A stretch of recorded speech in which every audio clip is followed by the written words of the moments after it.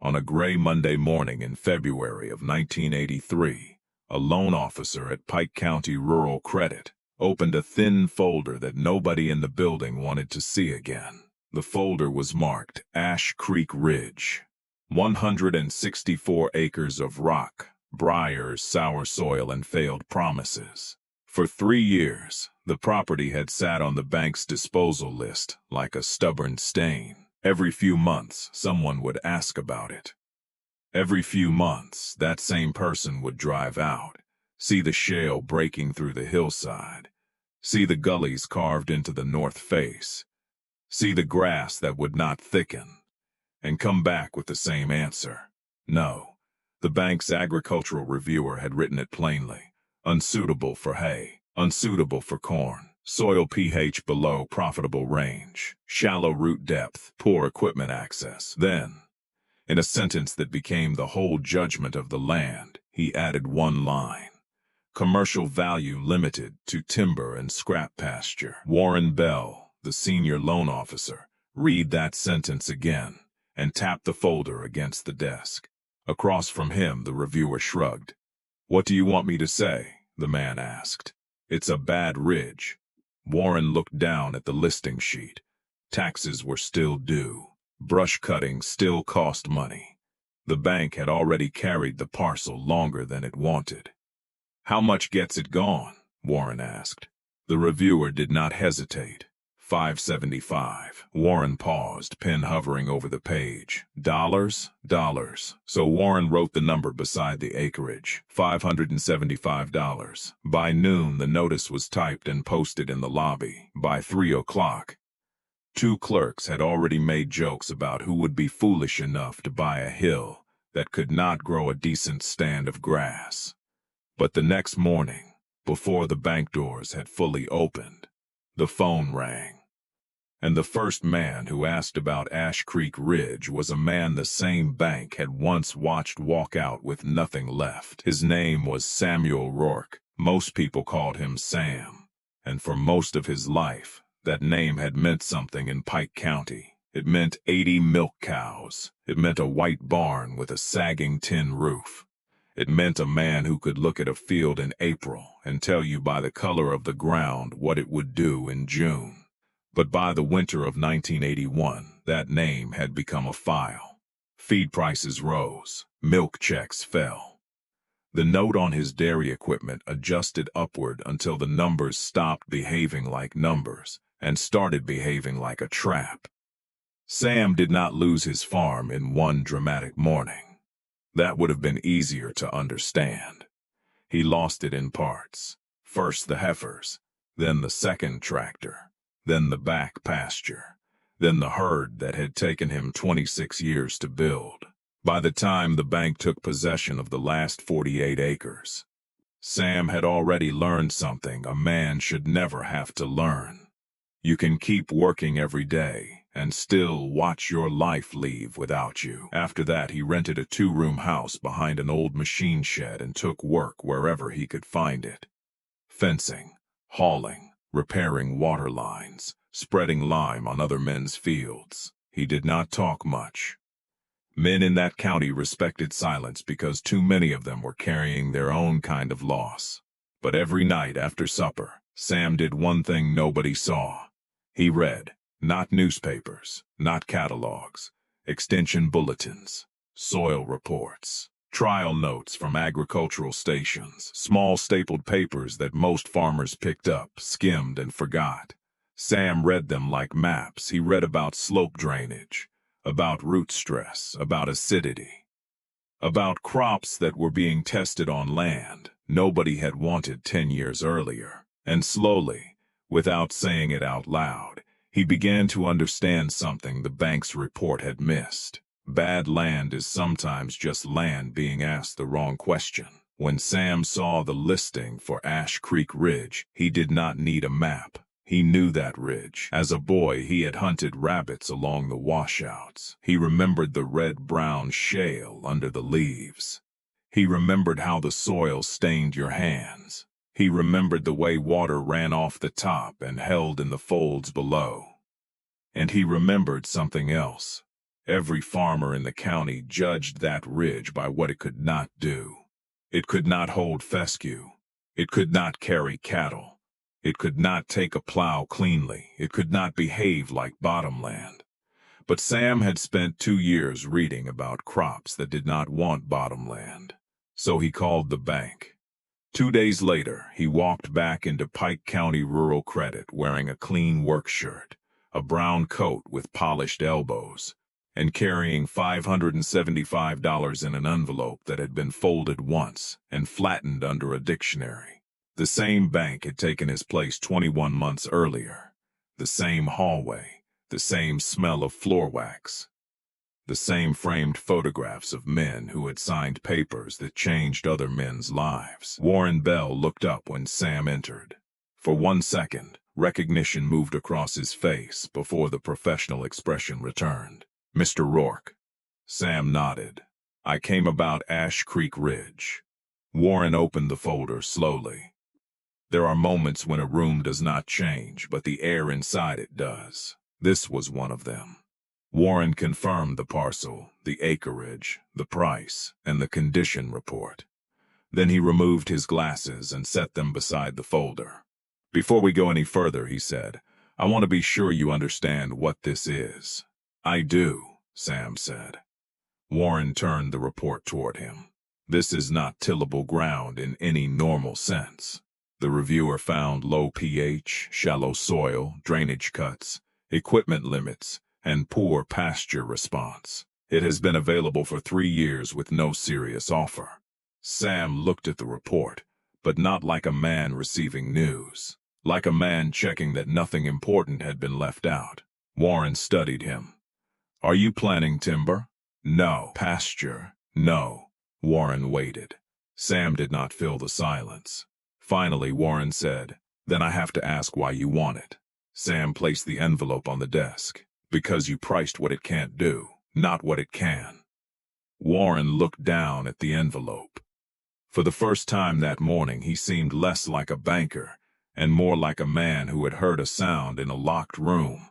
But the papers were in order. The money was real. And banks do not usually argue when someone offers to remove a problem from the books. By the end of the hour, the ridge belonged to Sam Rourke. By the end of the day, the county knew. At Miller's Feed and Hardware, the story reached the coffee counter before Sam's truck had crossed the bridge. One man laughed and said Sam had just paid $575 for a pile of headaches. Another said the bank should have paid him to take it. A third man, who had lost his own ground the year before, did not laugh. He only stared into his cup and said, quietly, "Maybe he sees something." No one answered him. Not because they agreed, because they did not want to be the one who said hope out loud. That evening, Sam's sister came to the rented house with a casserole he did not need and questions she did not want to ask. She found him at the kitchen table with 3 papers spread in front of him, each one worn soft at the folds. One was the bank's soil report.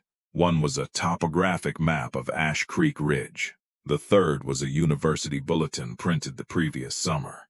She touched the bank report first. "They say it's too sour," Sam nodded. "They tested it for pasture, and it isn't good pasture." "No," he said. Then he slid the bulletin toward her. "Read the middle paragraph."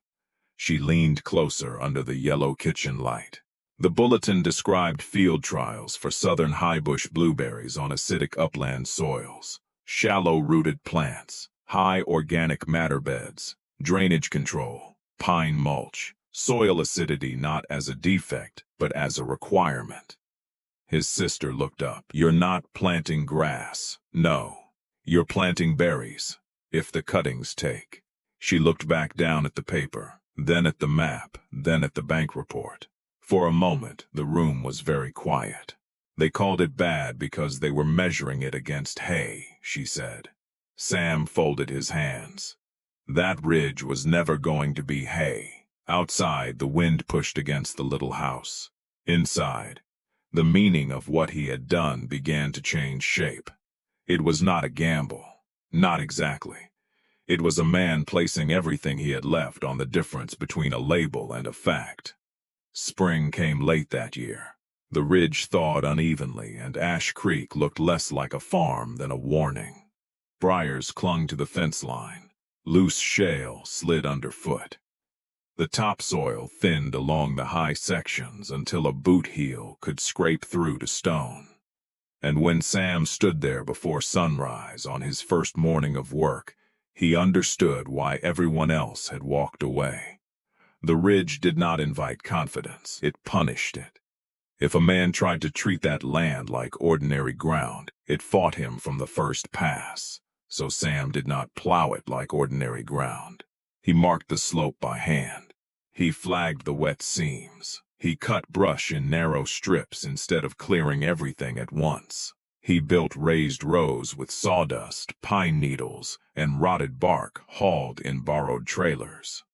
He used a rented auger until the teeth hit stone, then changed the spacing instead of forcing the hole.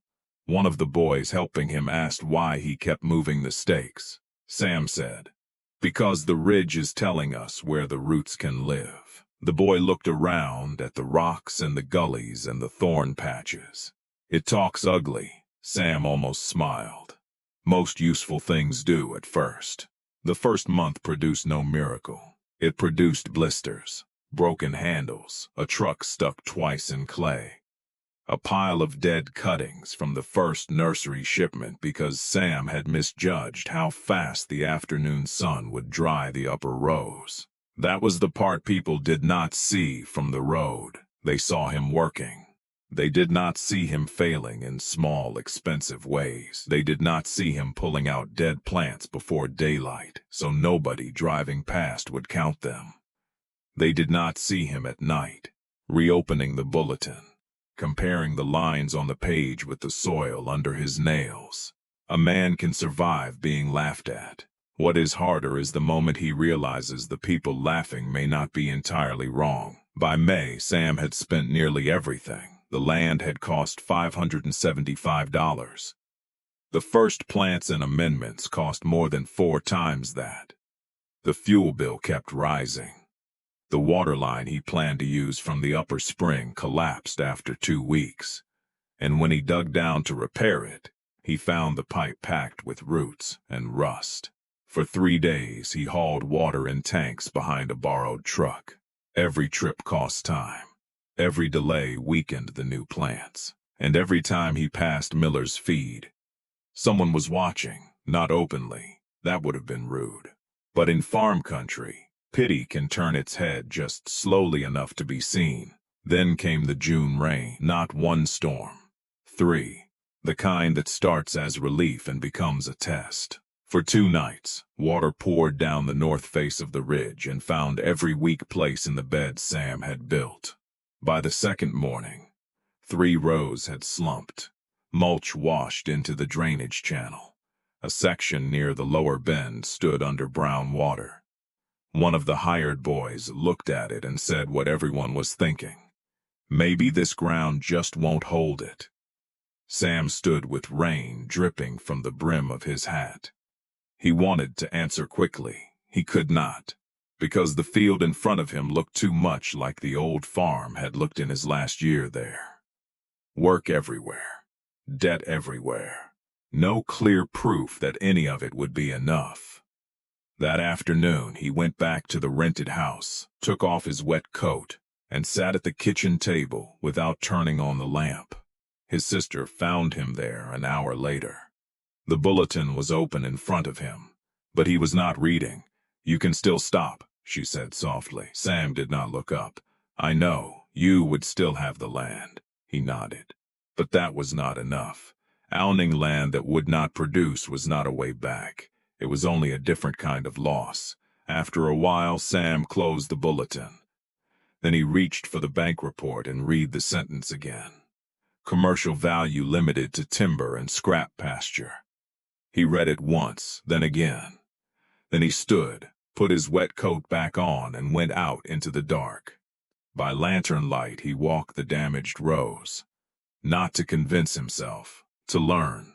The water had not destroyed everything. It had shown him what he had missed. The first drainage cut was too straight. The lower beds needed more bark. The upper rows needed windbreak posts before the July heat arrived. The report had been wrong about the ridge's future, but it had not been wrong about the ridge's difficulty. That difference mattered. A foolish man ignores a warning because he wants to win.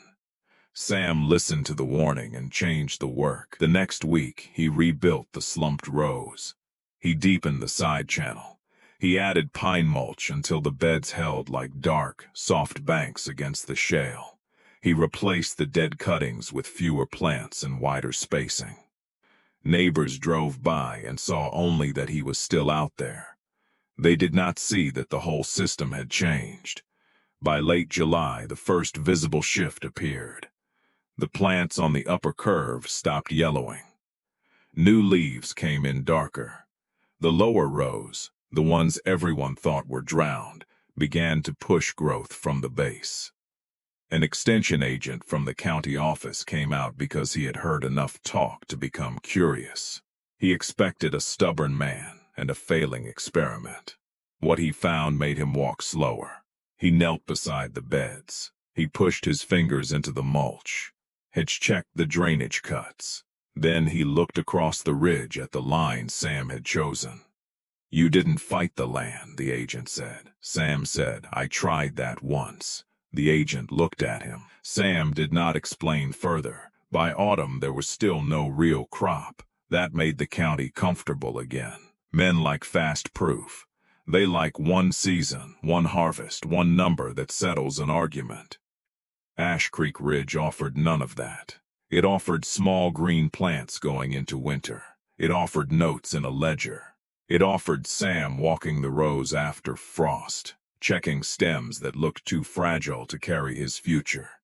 The first year did not prove he was right. It only proved he had not been beaten yet. The second year was worse in a quieter way. No one laughed as much because old jokes lose their flavor. Instead, people stopped mentioning it.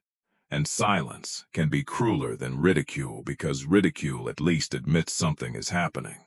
That spring, a late frost hit the valley floor and scared every grower in the county. But on Ash Creek Ridge, the cold moved differently. It slid below the upper rows and pooled in the low draws where Sam had not planted heavy. He had chosen the higher slope for air movement, not convenience. The bank report had called equipment access poor. Sam had read that as a warning. Then he used it as a map. By June, the rows were filling. By August, the first meaningful berries appeared. Not many, not enough to settle debts, but enough to change the expression on the extension agent's face when he returned with a small plastic pail and left with it full. The report he filed that month did not call the ridge a miracle. It called it a successful specialty crop conversion on marginal acidic upland. That phrase was too dry to make good conversation. But Warren Bell read it at Pike County Rural Credit and sat back in his chair. He knew that land. He knew what they had sold it for. And now, for the first time, he understood that the bank had not sold a bad farm. It had sold a farm to the only man in the county who knew what kind of farm it was. In the third year, Ash Creek Ridge changed in a way nobody could dismiss from a truck window. The rows were clean. The plants were waist-high and heavy. The mulch beds held dark against the red shale. And in July of 1985, when the berries ripened across the slope, the ridge looked less like reclaimed land than a secret that had finally decided to speak. Pickers came before sunrise. Buyers came the week after. One buyer from St. Louis walked the rows twice, tasted from 3 different sections, and stopped near the upper bend where the bank report had described the soil as shallow and non-productive. He looked down at the berries in his hand. Then he looked at Sam. "How many pounds can you deliver next season?" Sam did not answer right away. Not because he did not know, because for years, men had asked him what he could not pay, what he could not keep, what he could not save. This was the first time in a long while anyone had asked him what he could produce. That season's crop did not make him rich. Stories like this are usually weakened when they pretend money arrives like lightning. It did not. The harvest paid the nursery debt. It fixed the water system. It bought a used cooler from a closed grocery. And after everything was counted twice, it left enough for one more thing. In November of 1985, Sam Rourke walked back into Pike County Rural Credit. Warren Bell saw him from the doorway and stood before anyone asked him to. Sam carried a larger envelope this time, not thick enough to impress a banker in a city, but thick enough to change the meaning of one man's life. He sat in the same chair. Warren opened a different file, 48 acres on County Line Road, the last piece of Sam's old dairy farm. The land had been leased out since the foreclosure. The barn roof had sagged further. The fence lines needed work. It was not what it had been, but it was still the place where Sam's father had planted the first walnut trees. Warren named the price. Sam slid the envelope across. Warren counted the money slowly. Then he looked up. "I heard about the berries," he said. Sam nodded. Warren tapped the old Ash Creek report, which he had pulled from another folder. "Our reviewer said that Ridge had limited commercial value." "He was right," Sam said. Warren frowned slightly. Sam reached into his coat and placed the Warren Extension bulletin on the desk. "He was right for hay." Then he tapped the bulletin once. "He just wasn't asking about this." Warren picked up the paper and read the date. Summer of 1982, months before Sam bought the Ridge. For a long moment, the only sound in the office was the hum of the fan and the soft movement of papers at another desk. "You were preparing before the listing ever came up," Warren said. Sam put on his coat. "I was preparing before I knew what I was preparing for." That was the line Warren would remember, not because it sounded clever, because it explained the part of the story nobody had seen. They had seen the cheap land. They had seen the failed dairy farmer. They had seen the ridge, the rocks, the rain, the dead cuttings, and the rows that looked like nothing for too long. They had not seen the nights at the kitchen table. They had not seen a man reading bulletins after 12 hours of labor on someone else's farm. They had not seen him learning the difference between land that was useless and land that was misunderstood. By 1990, Ash Creek Ridge was shipping berries through a regional cooperative. By 1993, Sam owned 214 acres debt-free, including the restored 48 acres on County Line Road. The original Ridge that the bank had sold for $575 became the most productive specialty crop ground in that part of the county. Not because the soil changed, because the question changed. Warren Bell retired in 1991. At his retirement dinner, he told the story of Ash Creek Ridge and said it had taught him the most uncomfortable lesson of his career. A report can be accurate and still miss the truth. Sam Rourke never became the kind of man who liked telling his own story. When agricultural students came to tour the Ridge, he showed them the drainage channels first, then the mulch, then the rows. Only after that did he show them the old bank report, folded in a plastic sleeve, with one sentence underlined: commercial value limited to timber and scrap pasture. He never mocked it. He never called the banker foolish. He only said, "That report told me what not to plant." Sam died in 2004, quietly, with the Ridge still in his family. By then, the land no one wanted had supported nearly 20 harvests, 3 family wages, and a farm his grandchildren could stand on, without owing the bank for the ground beneath their boots. And that is the part people usually misunderstand. They call a story like this luck because they only arrive at the harvest.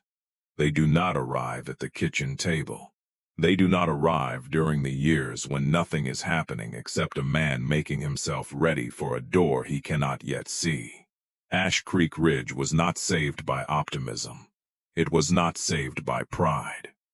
It was saved by preparation quiet enough to look like waiting. And when the chance finally came, Sam did not need the county to believe him. He only needed to know which question the land had been waiting for. The ridge had not been empty. It had been waiting for the right question.